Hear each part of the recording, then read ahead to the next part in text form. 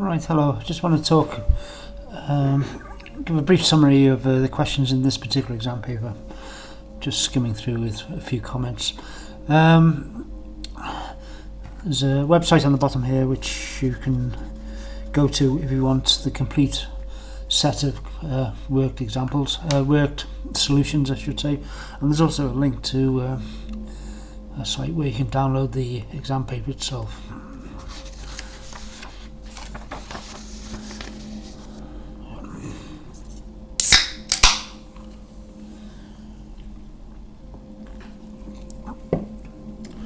Right, question one. There's always this one comment to make on this, but questions like this.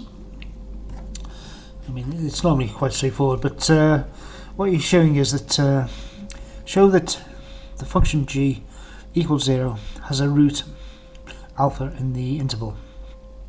So typically you would put 3 into here, and then you put 4 in.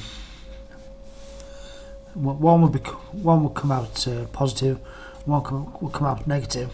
So you'd say that because there is a change of sign, therefore there is a root somewhere in this interval here. This is 3 and this is 4. Now what you do, in order to gain full marks, what you need to do is to make reference to the fact that it is a continuous function, okay? Which this one is.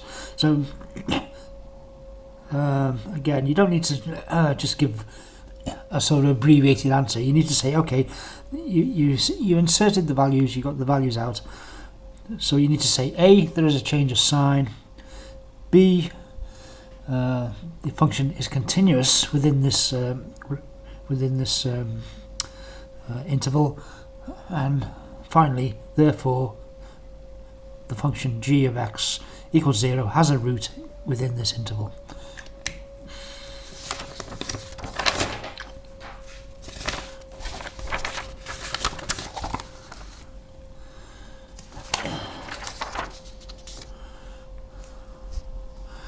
Alright, so again, you're going to have to apologise for these markings in red on the question papers.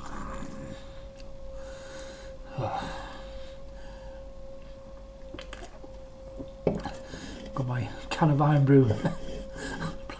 Could probably put that as a sponsorship, but bear with me as well with my bit of a cough. Now. Okay, this question with the logs, I mean, it's fairly straightforward in a way. What do I need to say about this? It just needs to be aware that it is a log graph. So it says, again, this printout could have been better, but hopefully you can.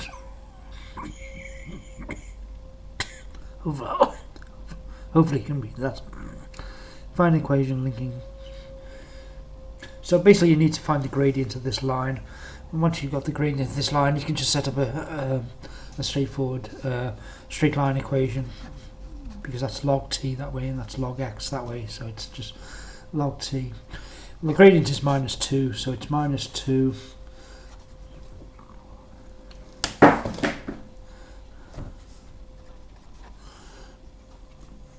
and it's also +4. The line of intersection, and these are actually log to the base 6.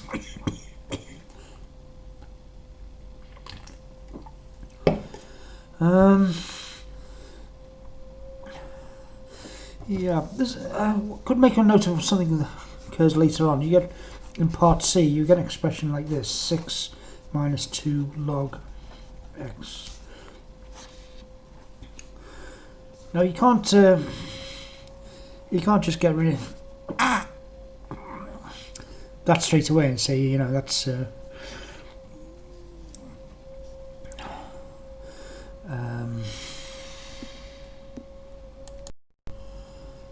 and just say that's -2 log x. Oh, sorry.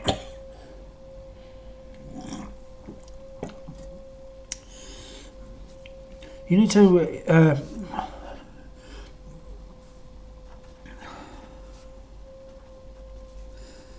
convert it to that.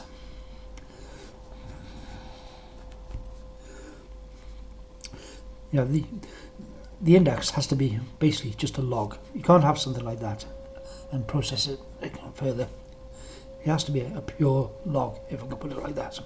And that expression like that becomes that. Sorry.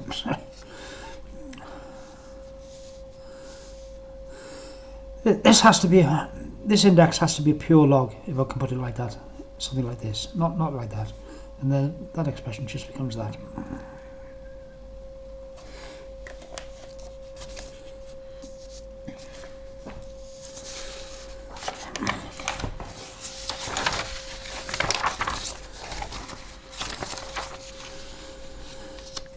Right.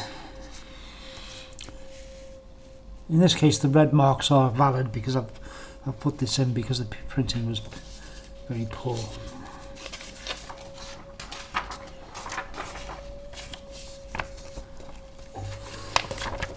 So again, this is fairly straightforward. Differentiation, you could say, okay,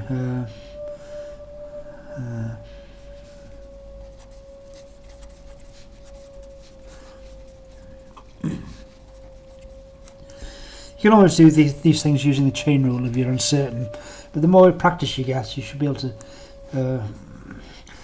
do this straight off as sine squared 3x,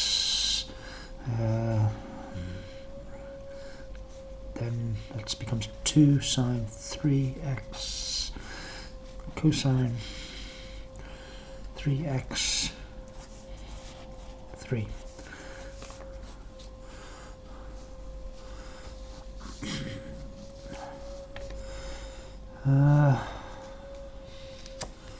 That'll simplify to 6 sine 3x cosine 3x sine squared 3x. The most logical way is to just cancel out there, but to produce a 6 cot 3x. But there is another way of doing this. You could actually treat that as a well, one way would give you 6 cotangent 3x.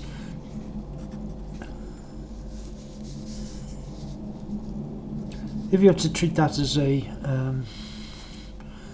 identity, you could say, okay, that's 2 sine 3x cos 3x, and that would be equal to 3 sine 6x. So that would produce 3 sine 6x. That's just the denominator. So that would then that would just be the numerator. So then you'd have the denominator. So it would be sine squared 3x. So you can have two separate solutions to this differentiation. Yeah.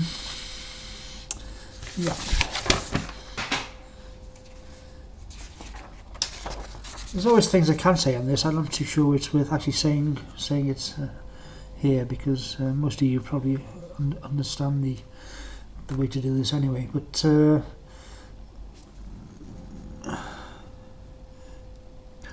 showing the integral of this, you're using this expression to substitute.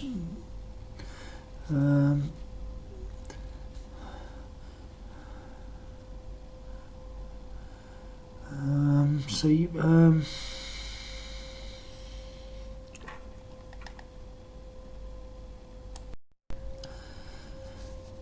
I don't think I'll say anything else on this. It was just initially what turns out to be fairly simple substitutions.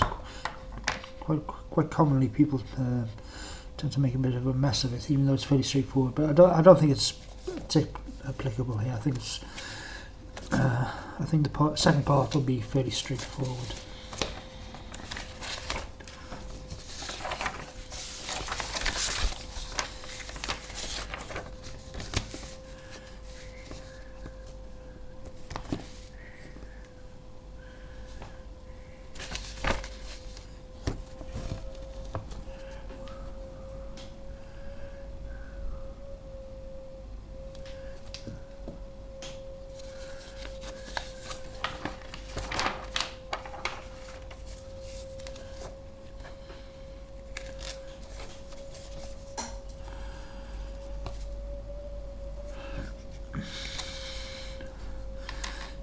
Yeah, so this one here, it talks about, it's dealing with inverse. This is quite a nasty question actually. This is a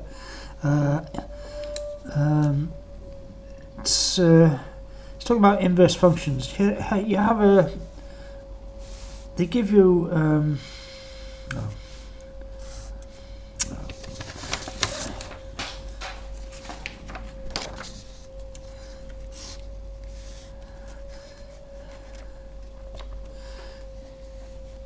they give you a function like this and ask you to draw in the inverse function.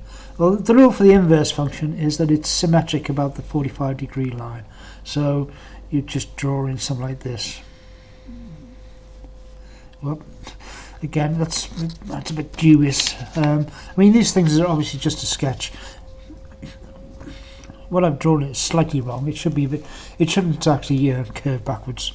I might just about get away with that, but really needs to go a bit further up like that. Yeah. Okay. So that will look very messy, but I think I'll just about get away with the mark for that. Now, what's on this? What it says here, it says find the exact, well, I should say that's P, where the two things intersect. It says find the exact coordinates of P. Now this is a bit nasty here, because the original F is, what is it? 2x squared minus 5. Now, the F of minus 1 is, I think, it'll be x plus 5 over 2. So people not unreasonably would say, okay, to find P, just equate the two equations.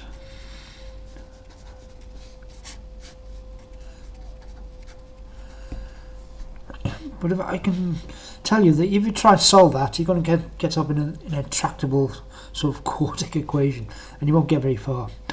What you actually need to do is, this is what you need to do. You need to set that equal to, well,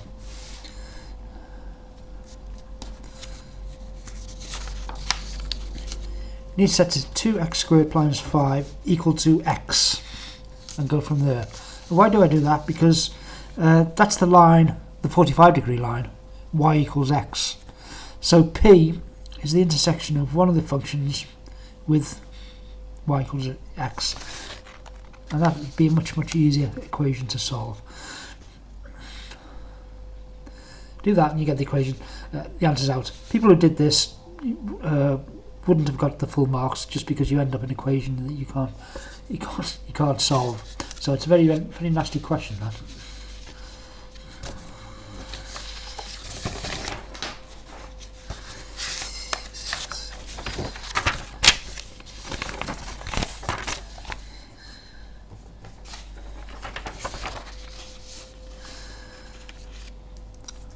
Yeah, and I've had to write the equation in red.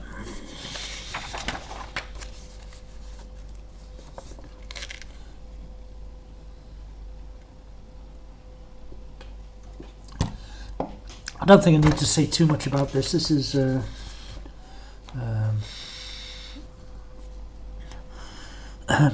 x equals 2 straight away, and then you solve this. This is a separate equation which will give you just one value of x within this range. It'll give you two values between 0 and 2 pi, but it'll only give you one value between 0 and pi.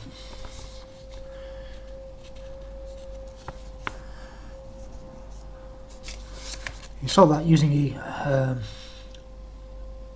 standard ID. Cosine 2 theta equals 1 minus 2 sine squared theta. And then you get up an equation purely in terms of sine. One thing I should note in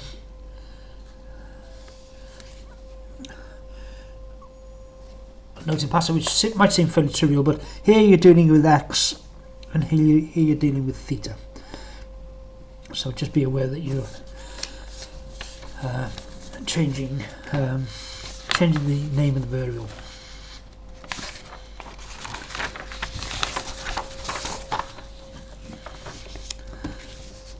So here we have one which is quite common type of question. Needs a bit of thought.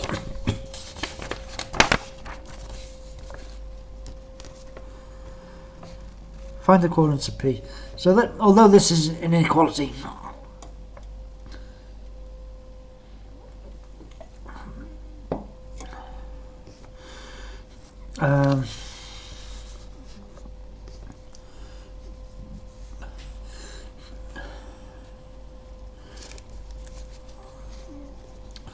by processing this, you get to a situation where the inequality equals 0.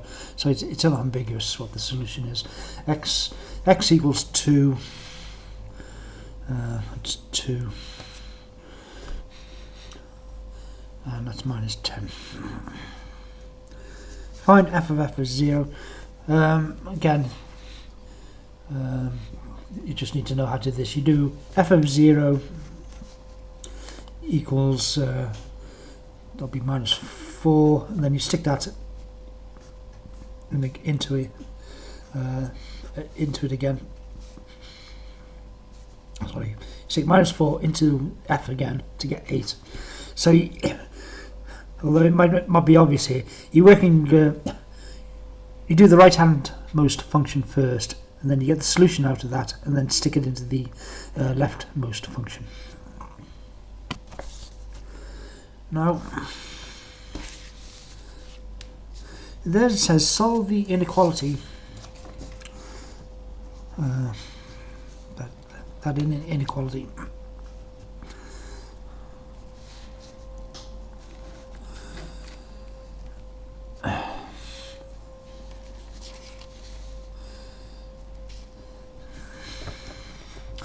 Right. Now, see what's happening here. This on the left hand side, that is the line given here, whereas that on the right hand side, that's a straight line. So that straight line, y equals 5x plus 10, that's going to go across here, isn't it? It's I just have to draw it in roughly, but that's going to go across there. So I can work out that I'm looking for the situation where that line is greater than this line here. I can work out straight away that that's going to intersect that at x minus 7 over 4.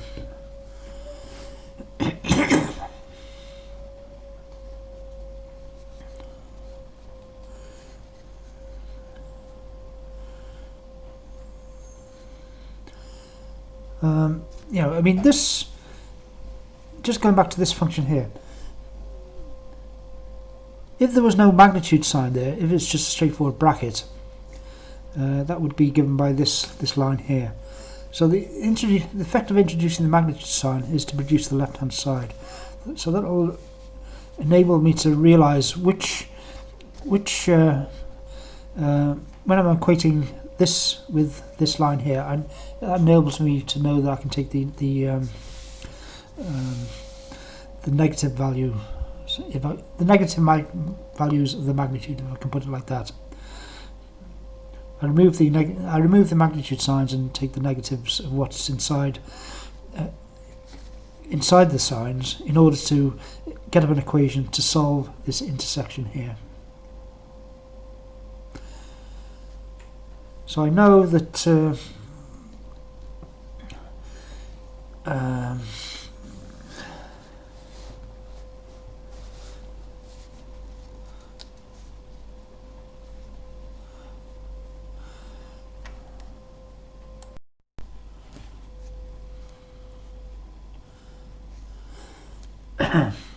that line there will be greater than this line for values which are of x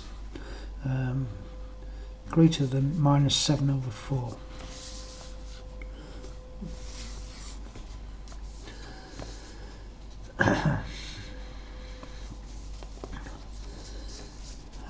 It's a bit messy there. I don't know. Do I need to stress that a bit more? Having realised the nature of the line, I need to find the intersection here at that point, that particular line will be greater than this function here. And I get a relevant equation by realising that I've got a choice. When I get rid of that magnitude sign, I've got a choice of which I've got two choices, whether I take the positive or the negative sense of what's inside the magnitude signs. So I'm taking the negative sense because I've realised that introducing the magnitude signs gives me the left hand side. Without the magnitude signs and just having taking the positive sense, that would give me the equation of this part of the function. And then it finishes off by solving the equation. Right. To solve the equation, f of magnitude of x equals 0. F magnitude of x equals 0.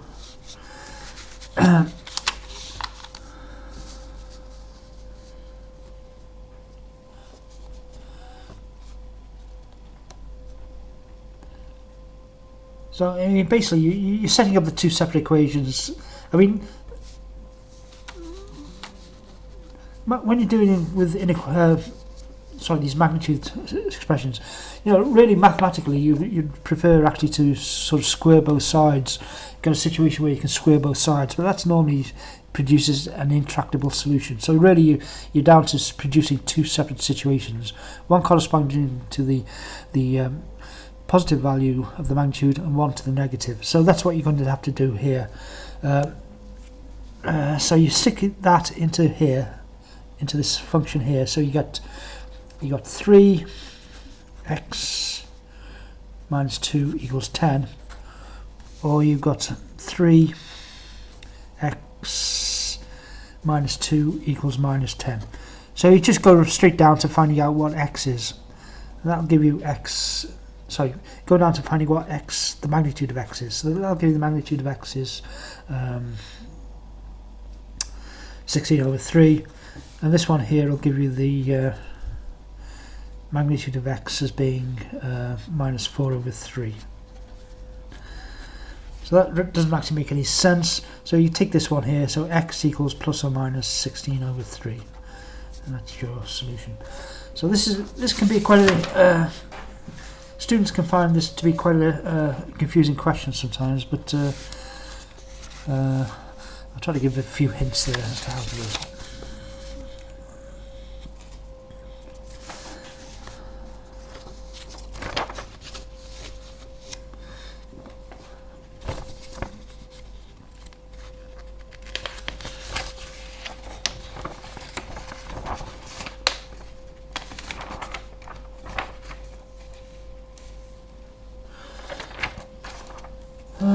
Right, so do I need to say anything about this? It's got n equals to find a. You're given 2,500 bacteria at the start. So when t equals 0, n equals 2,500. So you can stick that into the e to the power. That'll become just 1 because it'll become e to the power 0. So it's just 1. So that'll give you the value of a. You've got another conditions to stick in to find the other constant k, and you go from there. Part B says find the exact value. Part B. Find the rate of decrease of bacteria in the population exactly 5 hours from the start. Now again, this is quite a common question, but it involves differentiation. Differentiation gives you the rate of change and so on. Again, most people will probably find that straightforward, but there's always quite a significant number who will try and do this without doing differentiation. They take values at different times and then try and subtract one from the other and try and do it this way. But it involves differentiation.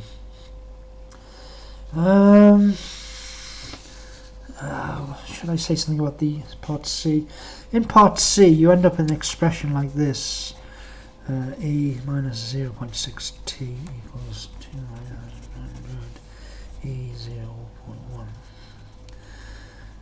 So people can make a bit of a meal of this, but my recommendation is you stick all the t values, or e to the power t values, on the left hand side, and everything else on the right hand side. So I'd say, okay, e 0.1733t over e minus 0.6t equals 60,000 over 25. And go from there. Use your knowledge of dealing with divisions of values with indices, and that should drop out fairly straightforwardly.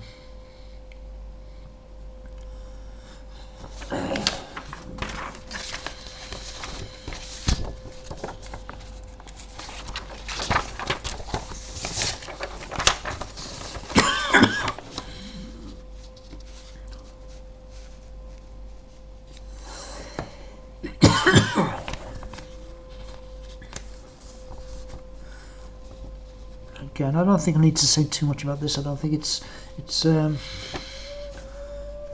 need to find the derivative here, so it's product rule, but you're trying to prove something, so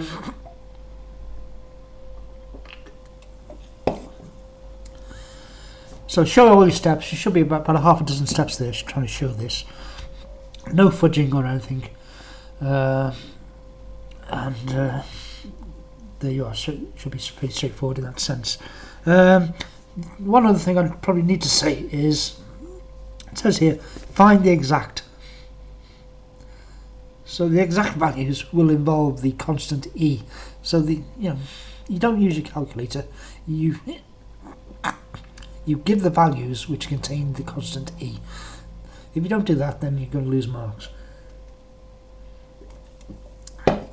Now the final bit says it's defining a new function. The original function was new function g, which is 8 times the original function, but now the parameter is x minus 2 instead of x. And you want to find the maximum stationary point on this curve. Well, the maximum stationary point for the original curve was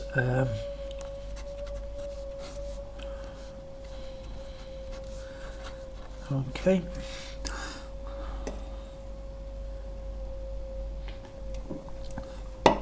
It asked for an exact solution, so therefore that's an exact solution with e.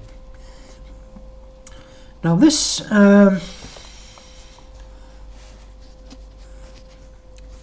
you just derive the maximum stationary point for this function straight off, because that is now 8 times. Well, if I zero on the x first, that's just been shifted by 2 units to the right. So whereas that was 1/4, that's now 9/4. And this 8 has had the effect of transforming the altitude of, i.e. the y value. It's had the effect of multiplying the y value by it's had the effect of multiplying the y value by 8.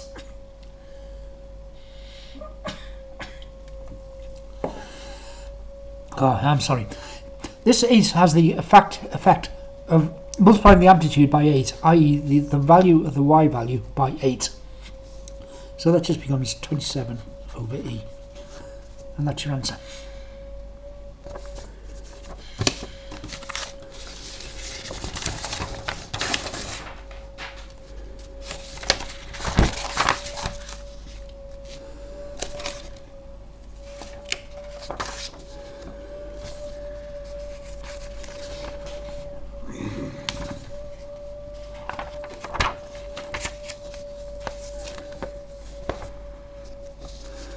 So identities, obviously this can get quite messy at times, but and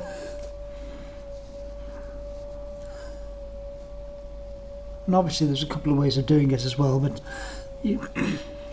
cosine 2x is equal to 1 minus 2 sine squared x, and sine 2x is 2 sine x cos x, and the denominators can stay the same. So yeah, 1 over sine x minus 2 sine x plus 2 sine x equals 1 over sine x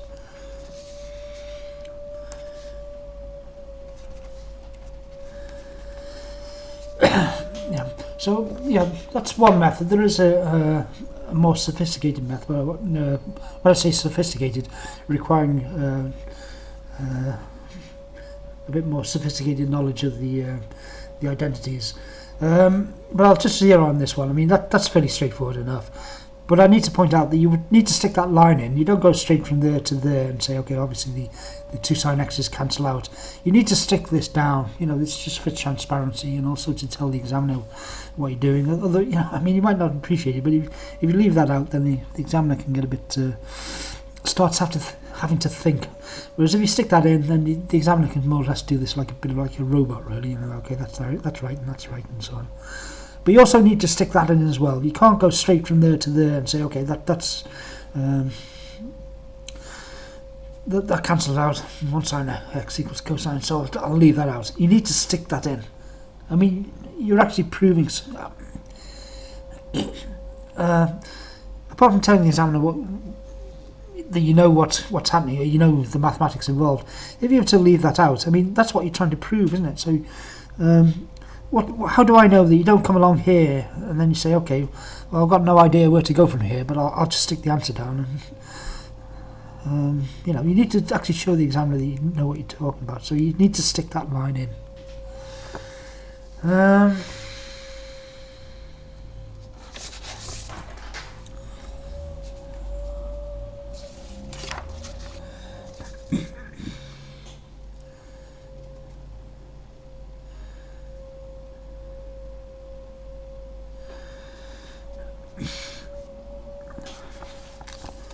Right, again, I seem to remember people tend to make a bit of a mess of this as well. That involves a substitution. I think from memory, some people are trying to expand this expression and so on. You need to just produce a substitution from here and go from there. Again, there's a change of indices, variable here, an x and a theta, which is something you always tend to have to watch out for in trigonometrical questions, because sometimes it can be relevant to the marks you're going to get and so on. But anyway, if I substitute using that expression, I can reduce this equation down to cos x squared theta this time, 6 cosine theta minus 4, and that is 1 plus cosine squared theta equals 6 cosine. Yeah, I seem to remember a lot of people did definitely mess around with this, saying, okay, 1 over sine squared and playing around with it. Whereas you just need to replace that by a standard definition, a standard identity. Yeah. And how do we, if you don't actually remember what this identity is, how do you or what's the way of remembering this identity, I should say? Well, you start off with sine squared theta plus cos squared theta. You should always know that, and then you can just divide through by sine squared theta. That becomes 1 plus cosine squared theta equals, there you are. You can also divide through by cosine squared theta to get an identity relating sec squared theta to tan squared theta, which is, you know, a more commonly used identity. But the fact is that by remembering this identity, which you should know automatically anyway, you can therefore derive 2 separate identities from it as well. And one little surprising fact is that the answer you got out at the end of this was tan theta equals 1 over 5 and 1. one surprising a lot of people didn't realise is that tan theta equals 1. Some people were a bit didn't seem to realise that, but that gives you theta equals pi over 4.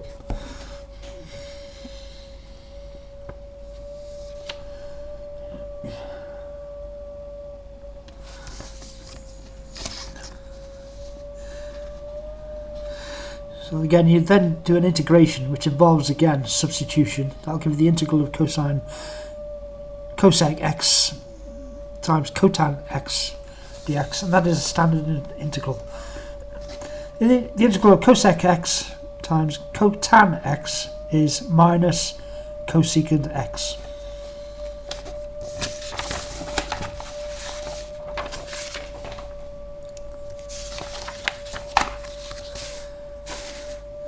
So this final question,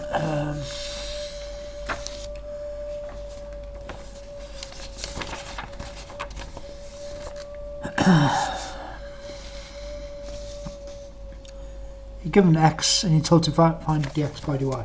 So that's you know, although it's, you might typically originally be given y and told to find dy by dx. This is just the other way around. So you just you know, you just find dx by dy by just reversing the variables, if you like, you know.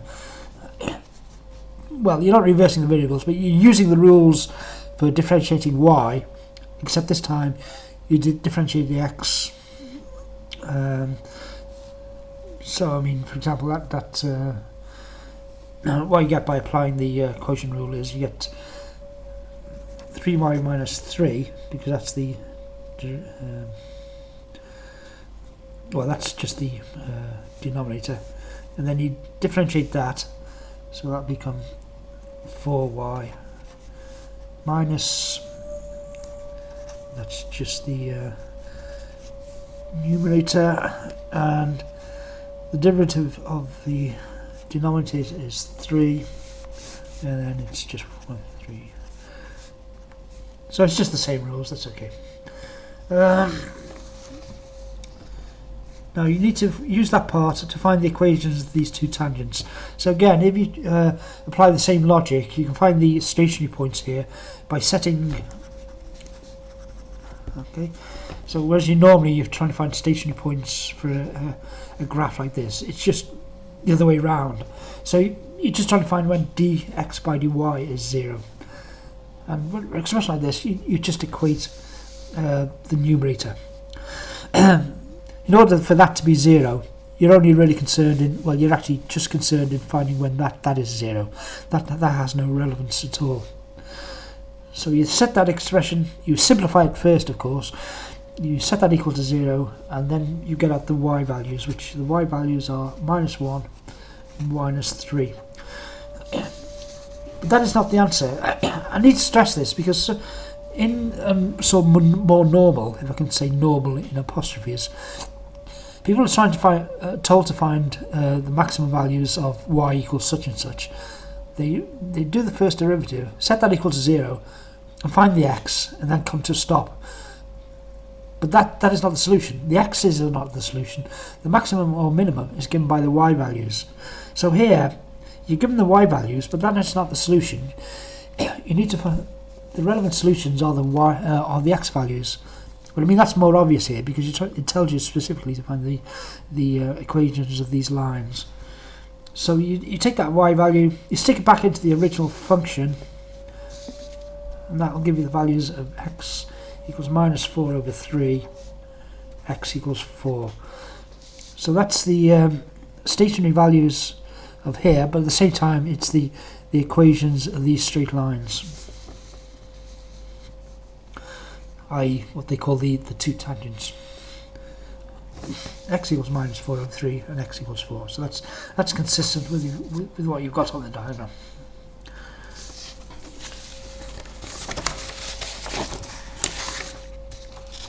Right, so that's your lot. Thanks, as always, thanks for bearing with me, and thanks also for bearing with me through my cough. Thanks to Iron Brew for helping me through as well. And cheers for now.